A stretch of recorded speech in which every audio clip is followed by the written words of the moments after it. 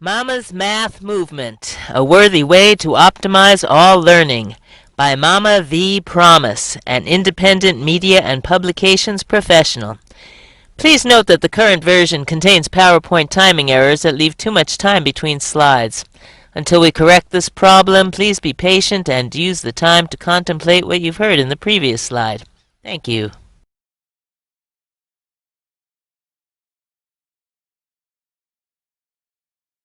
Here is the proposition.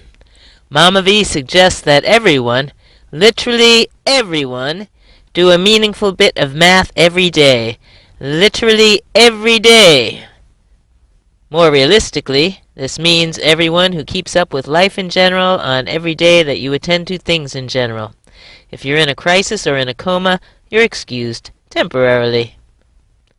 Think of it as mental exercise, because that's exactly what it is.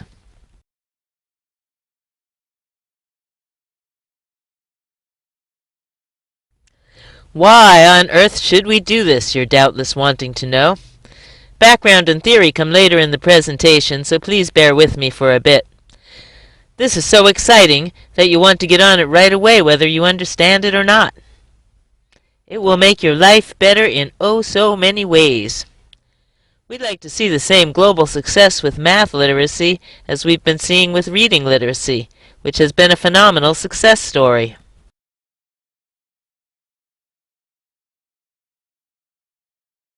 If it's all Greek to you, remember that 11 million Greeks have managed to learn the language.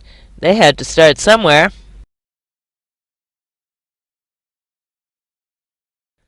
What math should we do? Start at the very beginning, kindergarten, whether you're currently in a math class or not. Very likely, even the best math students have glossed over some areas, which would come back to bite us in the butt later in our practice. As for the rest of us, well, need I say more? The vast majority of us need a much stronger foundation in math, no matter how well or poorly we did in math in bygone days, and almost no matter how much or little math is involved in our day-to-day activities. For instance, someone who constantly teaches or tutors math from kindergarten through calculus level is probably doing all the math they need.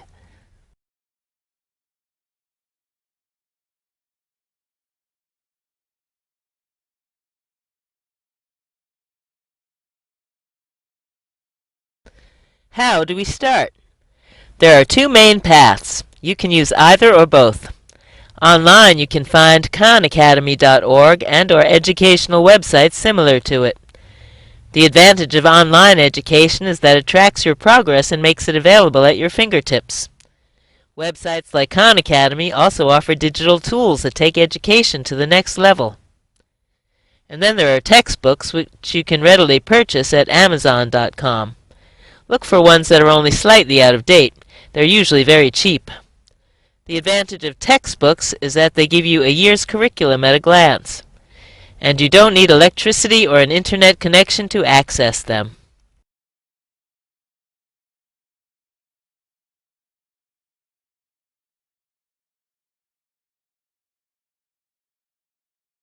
Why do we need to start with kindergarten math if we're already reasonably competent? Take a look at the material and see.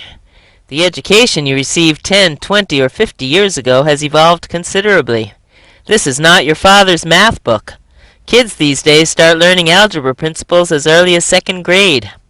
While math principles are almost eternal, trends in pedagogy or instruction change with the times. The substance stays the same, but the style changes. Another good reason is, if you're the parent of school-aged children, you'll be able to help them with their homework.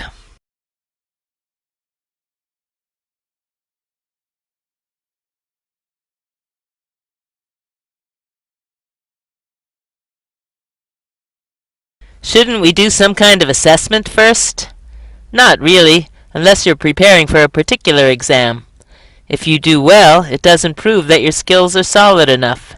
If you don't do well, it doesn't prove that your skills are as bad as they seem. Poor attention to positive-negative signs is still the most common error even among advanced mathematicians.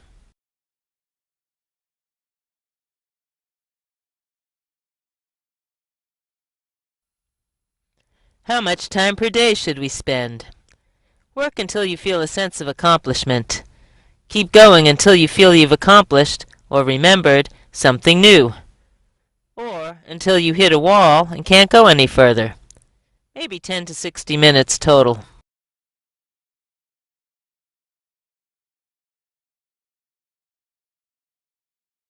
What do we do when we hit a wall? 1. Hang it up for the day, taking careful note of where the trouble appeared. 2. Try again the next day, preferably with greater concentration and clarity of mind. 3. Try diagnosing the source of the trouble more precisely. 4. Watch other videos and or consult other textbooks besides the one you're using to get additional explanations on the topic. 5. Go back and review earlier related topics you may have glossed over. 6. Ask a friend or online homework site. 7. Hire a tutor.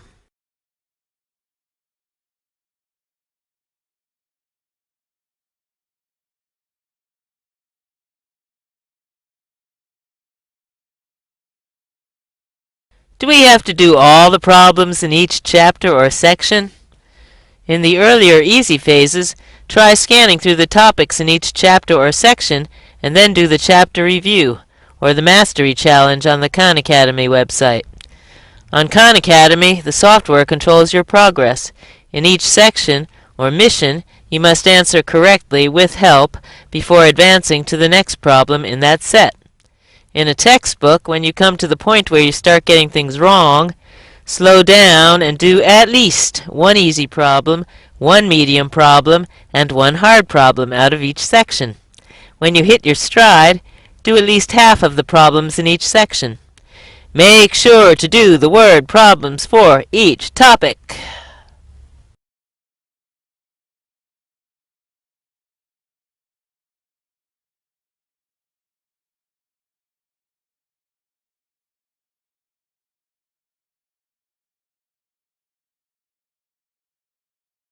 When will we be done with this project? Basically never. Again, it's mental exercise, following the same general principles as physical exercise. Go at least as far as calculus, and if you're not interested in going further, go back to earlier topics, or check out recreational math, or start working on applied problems, for instance in physics, computer programming, behavioral sciences, etc., with your new skills. Make sure your math skills cover the consumer and business applications you regularly encounter, such as taxes, recipes, construction, and so on.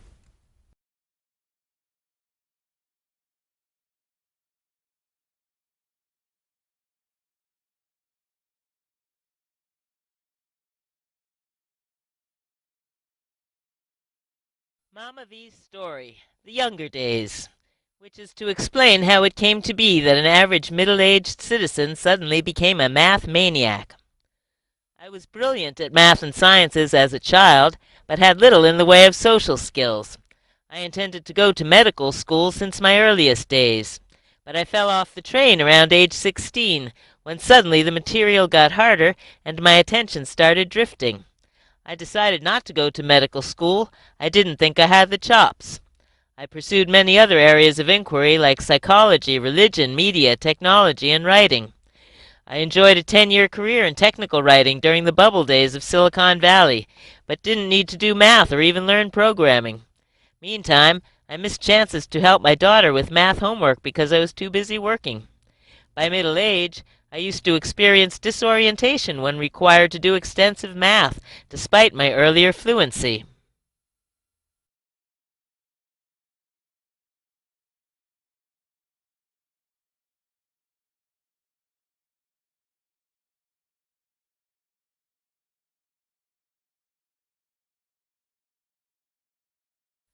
Mama V's story. Recent developments. In 2009, I spontaneously conceived of a breakthrough theory of everything in the context of my spiritual and psychological inquiries. I realized I needed serious math and science to support it. I went to community college for math and science study, where I was flabbergasted at the inefficiency of the instructional process and vowed to do something to improve it. I tried to get back into math where I thought I had left off, but felt majorly overwhelmed. I got C's from pre-calculus through calculus 2, but dropped out in the middle of calculus 2, partly because I had found what I needed for my theory of everything, and partly because I realized that my foundation was seriously deficient. I had to go back to the very beginning, to kindergarten math. It's taken me over a year to work my way back up to high school algebra 2, and this moment finds me struggling with multiplication of matrices. My theory of everything will take a long time to develop, but in the meantime, at the practical level, I've recently been developing a comprehensive suite of mobile math and science apps on academic, business, and consumer topics, available soon on your favorite devices.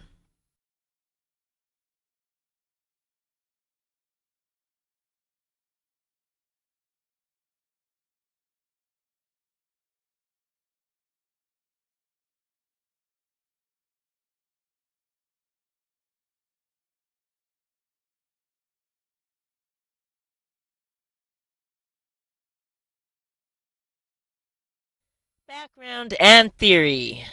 Why should we train or retrain ourselves in math?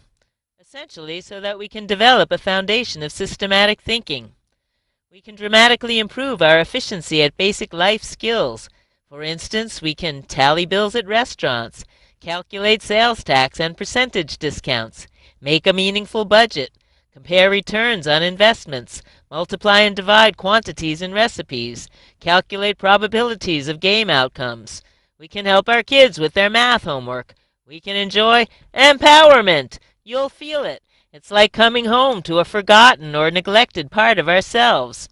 We can develop the basis for understanding the science of global activities and issues, computer technology, environment, genomic medicine, economics, and oh so much more. We can learn to model complex relationships, exponential growth and decay, population dynamics, the weather, and more.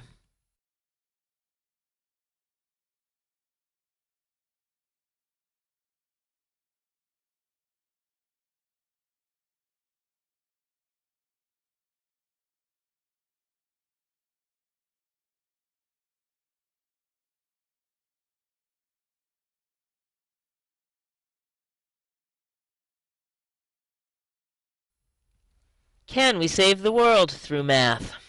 Save is a funny word. It needs definition at least, but we can definitely take it to the next level, a level at which people use logic, math, and science appropriately as needed. An exponential increase in math literacy is an achievable goal. The reading literacy rate has enjoyed a dramatic increase worldwide in recent decades, from 56% in 1950 to 82% in 2004, according to UNESCO. The astronomer Carl Sagan claimed that math would be the most viable language for contact between humanity and extraterrestrials.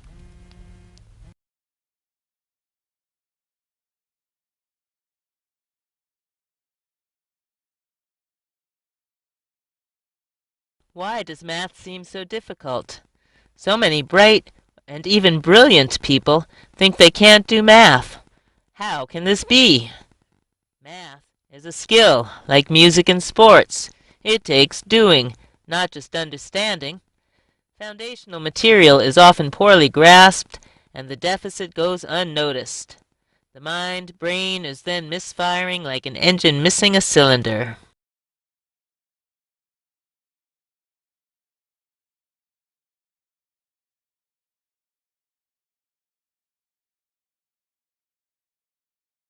Why is studying math in school not enough? Young people don't have enough life experience to apply math to. They are not encouraged to mathematically model life situations ongoingly. Mind grows like a bramble bush in logical fashion. The signal gets attenuated. Humanity continues to learn more and to ongoingly repackage its body of knowledge. We need to stay current to participate in the dialogue.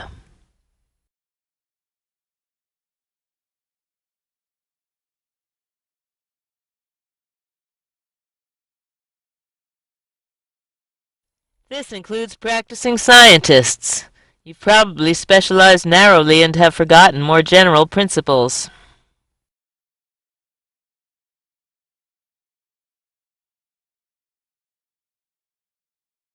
I look forward to the day the people of the world can talk sense with each other. Wait, there's more. Please see also Mama V's other presentations, A New True View of Education, and Introducing the Global Education Initiative, also found on youtube.com and mamavpromise.com. Thanks for watching.